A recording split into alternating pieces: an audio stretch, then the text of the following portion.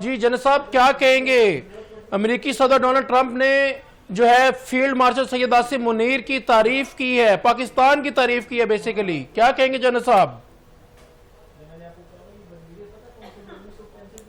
جی بسم اللہ الرحمن الرحیم۔ غزہ میں جنگ بندی بہت خوش آئند بات ہے اور بہت اچھا ہوا ہے، لیکن ہمیں معلوم ہونا چاہیے کہ یہ اس کا پہلا فیز ہے جس میں پرزنرز ایکسچینج ہوئے ہیں، اور دوسرا جنگ بندی کچھ دیر کے لیے ہوئی ہے۔ اسرائیلی افواج ایک لائن تک پیچھے ہٹی ہیں، کچھ کھانے پینے کی اشیاء بھی اندر آئی ہیں، جی لیکن ہمیں ابھی تک اس کے پورے خد و خال معلوم نہیں ہے۔ جی اس کی شکیں جو ہیں وہ کون کون سی ہیں، بس یہ ضرور پتہ ہے کہ یہ ایکسچینج آف پرزنرز اور ایڈ جو ہے اس کے لیے راستہ کھولا جائے گا، اور اسرائیل کی فوجیں کچھ تھوڑا سا پیچھے ہٹ جائیں گی۔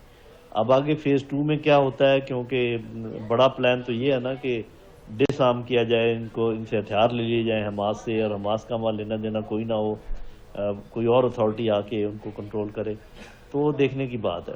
باقی دیکھیں، ہمارے لیڈرشپ کی کوئی بھی اگر تعریف کرے تو ہمیں خوش ہونا چاہیے